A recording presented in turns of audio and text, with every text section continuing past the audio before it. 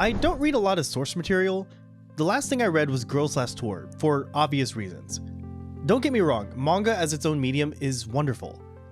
But there's just something about things coming alive off of the page. Animators do a lot of this work, but voice actors provide that crucial step in making things real. Here's who you chose to highlight in 2025. キノコです。あの辺りに生えていたキノコは動物の死体や糞尿の近くを好んで生えるんです。通りで独特な腐臭がしていたはずです。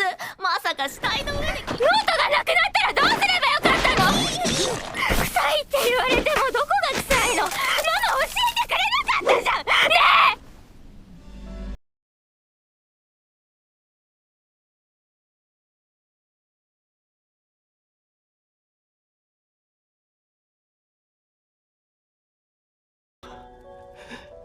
娘の過ちはすべて私の勘違いが原因なのです。すべて私の過ちなのです。私が惜しい？そういうのもっと早く言ってくださいよ。私惜しいって言われたのはあの孤児に生涯の悲しみを負わせるなんてこと、おばさんがなさるわけないこと分かってます。さあどうか私を許すと言ってください。今始まる。うわあ、敵地が知らないおじさんに持ってかれた。すぐ会えるか。新しく空に息つけばほの白く肺は縮まり、この体空の微塵に散らばれ。好きなことがあるって、上手にできることがあるって、私は恥ずかしくないって思いたいの。普通の生活をしてみようと思った。ヤモリくん、普通に生きるってのは難しいね。And the award for the best voice actor from last year from the jury is Aoyuki for Mao Mao. And the award for best voice actor from the public is also Aoyuki.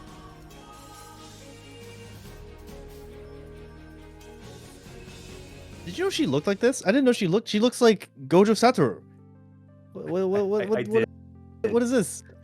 This is Tanya? As a fake Go player, I did know this. I did know what she looked like. Oh my god.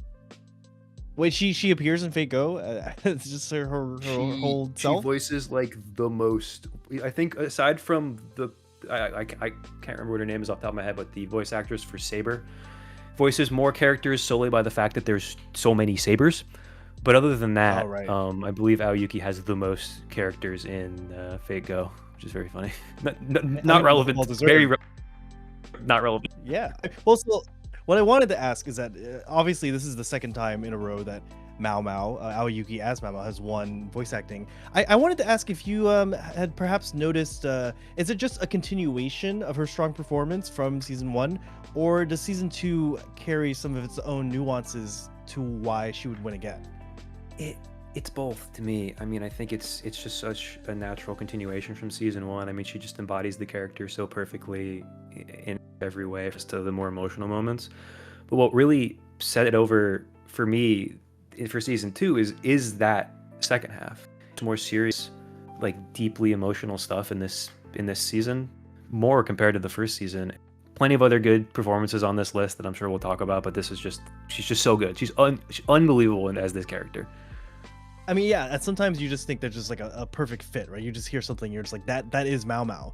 Like, I didn't even clock that she was Aoyuki when I first heard her in season 1, and in season 2 is really a lot more of the same, except with the added benefit that now she's having to deal with, like, being kidnapped and like almost like all-out war, right?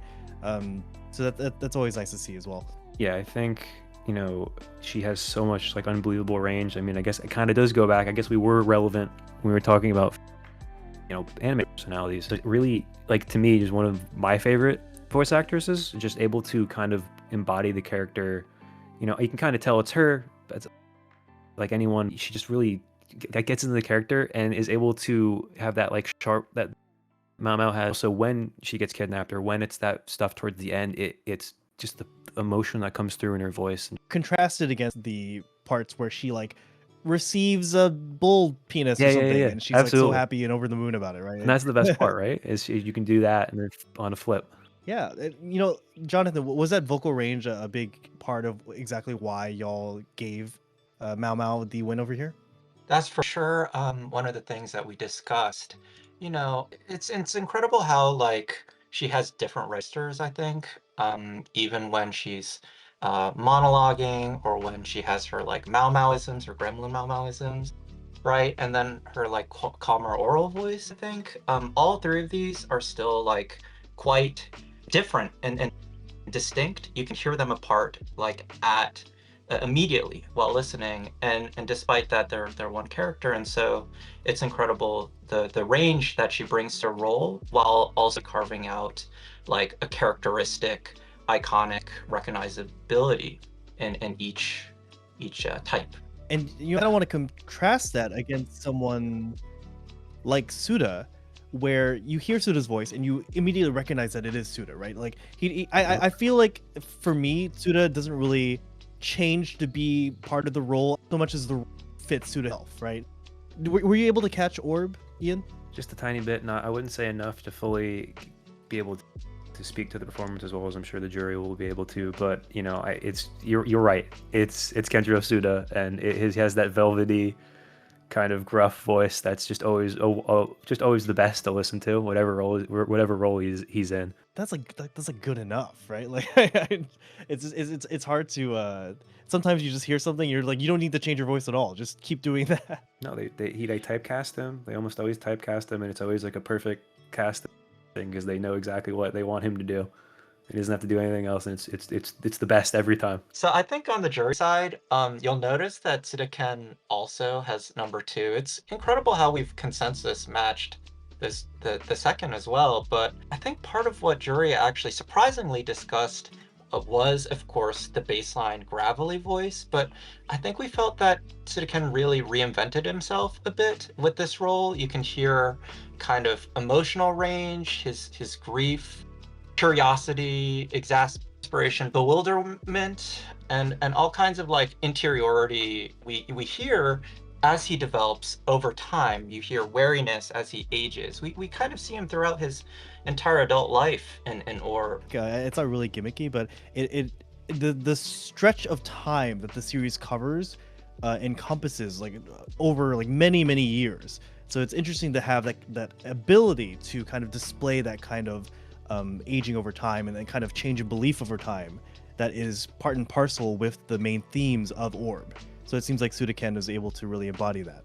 Yeah, absolutely. I mean, much as I will say, like, yeah, right, it's Tsudaken. Like, this is what he sounds like, but he is obviously a tremendous actor, and he can still obviously fit. Even if they're typecasting him, he still fits the role and changes ever so slightly for whatever the production needs, right?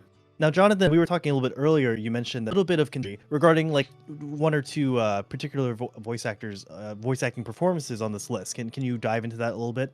Yeah, actually, you know, I think this was and is like a perfect segue to talk about something that Chairman likes to talk about, which is consistency, one of our jurors. And so I want you to imagine this. So a juror sits down and we're talking about a scene.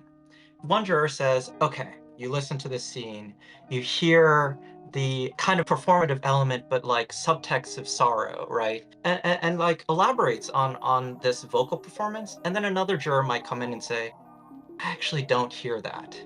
I don't know if this VA actually has performance in a way that is persuasively direct and persuasively legible in a way that all the others can hear the intent, right?